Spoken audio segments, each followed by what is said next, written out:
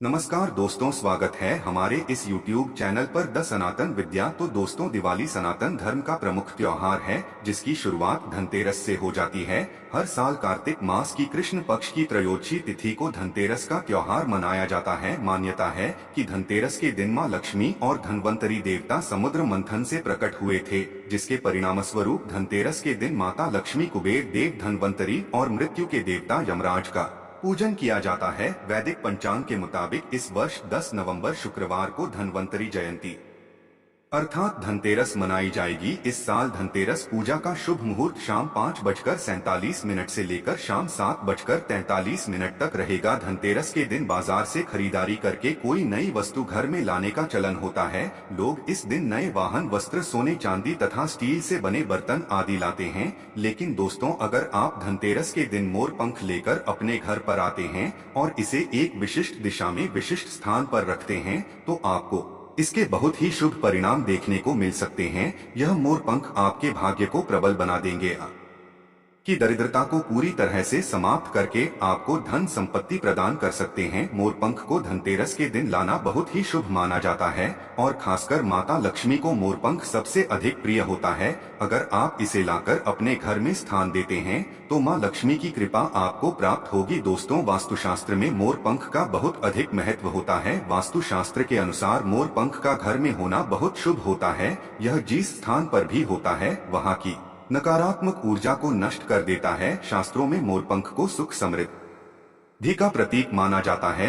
यह अत्यंत चमत्कारिक होने के साथ ही घर के वास्तु दोषों को भी कम करने में सहायक हैं। लेकिन वास्तु शास्त्र में मोरपंख को घर में रखने के नियम बताए गए हैं। मोरपंख घर में रखते समय इन नियमों का पालन अवश्य करना चाहिए, तभी इसका सकारात्मक प्रभाव देखने को मिलता है। वास्तु शास्त्र में मोरपंख को रखने की सही दिशा और स्थान के बारे में बताया गया है। अगर आप अपने घर में मोरपंख को उसके निश्चित स्थान और दिशा में रखते हैं तो यह घर के अंदर की नकारात्मक ऊर्जा को खत्म कर देता है। मोरपंख घर में रखने के बहुत से फायदे हैं, लेकिन धन संपत्ति के आकर्षण के लिए इसका सबसे अधिक उपयोग किया जाता है। अगर आपके घर में पैसे की तंगी है, धन का खींची अधिक होता है, घर में पैसा नहीं आता है, तो आप अपने घर पर मोरपंख जरूर लेकर आएं और उसे सही दिशा में स्थापित करें। यह निश्चित ही आपके धन में वृद्धि करेगा। वास्तु शास्त्र में घर में कितने मोरपंख रखनी चाहिए, इसका रहस्य भी बताएं क्या है, आइए जान लेते हैं। मोरपंख से जुड़े महत्वपूर्ण वास्तु नियम। दोस्तों, सबसे पहले हम जानते हैं मोरपंख के धार्मिक महत्व के बारे में। हमारी प्राचीन शास्त्रों में मोरपंख को इतना महत्व क्यों दिया जाता है? दोस्तों, हमारे प्राचीन पुराणों में मोरपंख को एक चमत्कारिक यंत्र माना गया है। इसका प्रयोग कई प्रकार की तांत्रिक क्रियाओं में भी किया जाता आ रहा है। साधनाओं में इसका प्रयोग करके सम्मोहन, शत्रु नाश तथा बुरी शक्तियां को नष्ट किया जाता था। इसके अलावा ज्योतिष विद्या में भी मोरपंख का प्रयोग किया जाता है। ज्योतिष शास्त्र में मोरपंख से जुड़े उपाय भी बताए गए हैं। आयुर्वेद आदि ग्रंथों में विविध व्याधियों तथा रोगों को न करने में भी मोरपंख सहायक होता है। मोरपंख घर से बुरी शक्तियां को दूर तो रखता ही है, साथ सर्प आदि विषैले जानवर मोरपंख के भय से घर में प्रवेश नहीं करते हैं। इसीलिए वन में निवास करने वाले लोग इसे अपने घर के पास रखते थे। मोर से जुड़ी पुराणों में कई कथाएं लिखी हुई है। पक्षी शास्त्र में मोर से जुड़ी एक कथा का वर्णन मिलता है। प्राचीन युग में संध्या नाम का एक असुर हुआ करता था। वह बहुत ही शक्तिशाली और बड़ा तपस्वी था। गुरु शुक्राचार्य से विद्या प्राप्त करके संध्या नाम का असुर देवताओं को अपना शत्रु मानने लगा था। उसने ब्रह्मदेव और भगवान शिव से वरदान प्राप्त किया और बहुत अधिक शक्तिशाली बन गया। उसके बाद उसने स्वर्ग पर आक्रमण किया और कई देवताओं को बंदी बना लिया। लेकिन उस असुर को पराजित करने के लिए देवताओं ने एक योजना बनाई और उसके लिए उन्होंने मोर की सहायता ली। सभी देवता और 9 ग्रह मोर के पंखों में विराजित हो गए, जिससे मोर बहुत ही अधिक शक्तिशाली बन गया और विशालकाय रूप धारण करके उस मोर ने संध्या असुर पर आक्रमण कर दिया। इस युद्ध में संध्या असुर का वध हो गया और देवताओं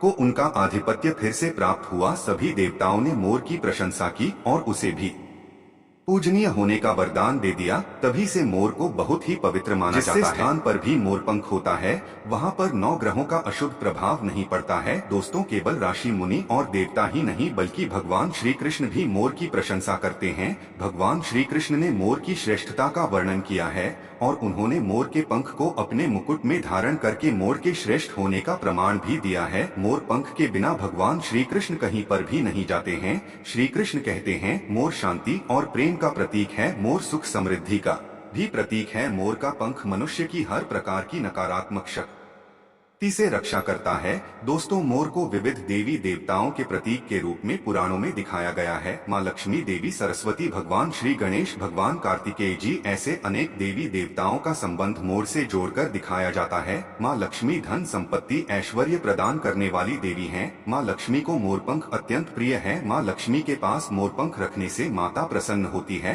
माता सरस्वती का वाहन मोर है, इसीलिए विद्यार्थियों को अपने पास मोर पंख अवश्य रखना चाहिए। यदि आप घर में बांसुरी में मोर पंख डालकर अपने घर में रखते हैं तो इससे परिवार में सुख शांति का वातावरण निर्माण होता है। दोस्तों, हमारा घर एक मंदिर की तरह होता है। अगर इसमें रहने वाले सदस्य रोज आपस में झगड़ा करने लगे तो यह मंदिर कम, युद्ध का मैदान अधिक लगने लगता है। घर में क्लेश और झगड़े होने के कई कारण हो सकते हैं, लेकिन सबसे बड़ा कारण होता है घर में नकारात्मक ऊर्जा का प्रवेश करना। लेकिन हमारे घर में यह नकारात्मक ऊर्जा आखिर कहां से प्रवेश करती है और इस नकारात्मक ऊर्जा को दूर करने के लिए कौन से उपाय करने चाहिए? वास्तुशास्त्र के अनुसार प्रत्येक घर में नकारात्मक ऊर्जा फैलाने वाली चीजें मौजूद होती है। इन वस्तुओं के बिना हमारा घर चल नहीं पाता है। इन वस्तुओं को तो हम घर से बाहर नहीं निकाल सकते हैं, लेकिन उस नकारात्मक ऊर्जा को अवश्य बाहर निकाल सकते हैं। इसके लिए हमें मोरपंख का प्रयोग करना चाहिए। धनतेरस के दिन आप 3 मोरपंख लें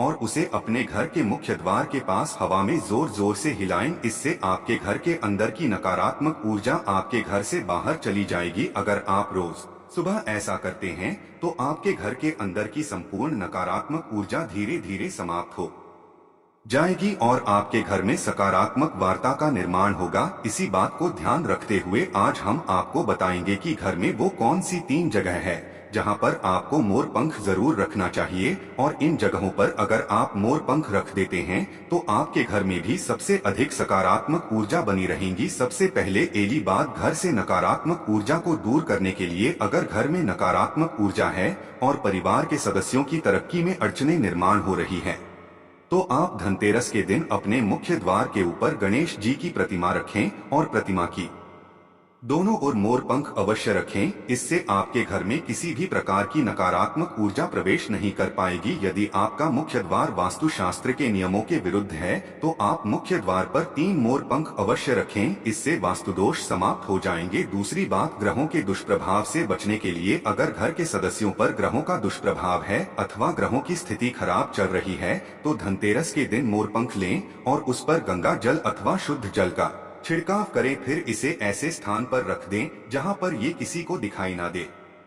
इससे ग्रह शांत होने में मदद मिलती है। तीसरी बात, बुरी नजर से बचने के लिए अगर घर के किसी सदस्य अथवा बालक को बुरी नजर लगी है या उस पर किसी की बुरी नजर का प्रभाव पड़ा है तो सोते समय उस व्यक्ति के तकिए के नीचे मोरपंख रखें और दूसरे दिन इसे किसी बहते जल में अथवा कुएं में डाल दें। इससे बुरी नजर उतर जाती है। चौथी बात, पढ़ाई में मन नहीं लगता है। अगर घर के विद्यार्थियों का पढ़ाई में मन नहीं लगता है, उनकी याददाश्त कमजोर है, पढ़ाई करते समय बार बार नींद आती है तो विद्यार्थियों को मां सरस्वती के सामने मोरपंख रखकर दूसरे दिन उस मोरपंख को अपनी किताबों में रखना चाहिए। से विद्यार्थियों में एकाग्रता बढ़ेगी और मां सरस्वती की कृपा बनी रहेगी। 5वां उपाय, दुष्ट शत्रुओं से छुटकारा पाने के लिए अगर कोई शत्रु जानबूझकर आपको परेशान कर रहा है और बार बार आपको नुकसान पहुंचाने का प्रयास करता है तो मंगलवार के दिन हनुमान जी की मस्तक का सिंदूर मोरपंख पर लगाएं और सुबह के समय बिना नहाए ही इसे बहते हुए जल प्रवाह में अथवा कुएं में डाल दें। इससे शत्रुओं से छुटकारा मिलता है। छठी बात, मनवांछित फल प्राप्ति के लिए अगर मन की कोई इच्छा अधूरी है, कई दिनों तक कोशिश करने के पश्चात भी मनवांछित फल प्राप्त नहीं होता है, कार्यों में बार बार रुकावट आ रही है, तो आप राधा कृष्ण के मंदिर में जाकर भगवान श्री कृष्ण को मोर पंख चढ़ाएं अथवा घर में ही श्री कृष्ण की मूर्ति पर मोर पंख लगाएं और अपनी इच्छा उनके सामने प्रकट करें। 7वीं बात, अगर पति पत्नी के बीच तनाव हो, अगर घर के अंदर क्लैश है पति पत्नी के बीच बार बार झगड़े होते हैं, आपसी प्रेम कम होने लगा है, तो उनके बेडरूम में दक्षिण पूर्व की दिशा में मोरपंख रख देना चाहिए। इससे दोनों के बीच में प्रेम बढ़ेगा और आपसी मनमुटाव कम होगा। अथवा उपाय धन में वृद्धि के लिए, अगर धन की कमी है, अचानक धन खर्च हो जाता है, तो घर में तिजोरी लक्ष्य बनाए। जोड़ी रखते समय ध्यान रहे तिजोरी को पश्चिम की दीवार पर सटाकर रखें और उसका मुख पूर्व दिशा की ओर हो। इससे देवराज की कृपा दृष्टि बनी रहेगी। साथ ही माँ लक्ष्मी की पूजा में मोरपंख रखकर उसे तिजोरी में रखें। इससे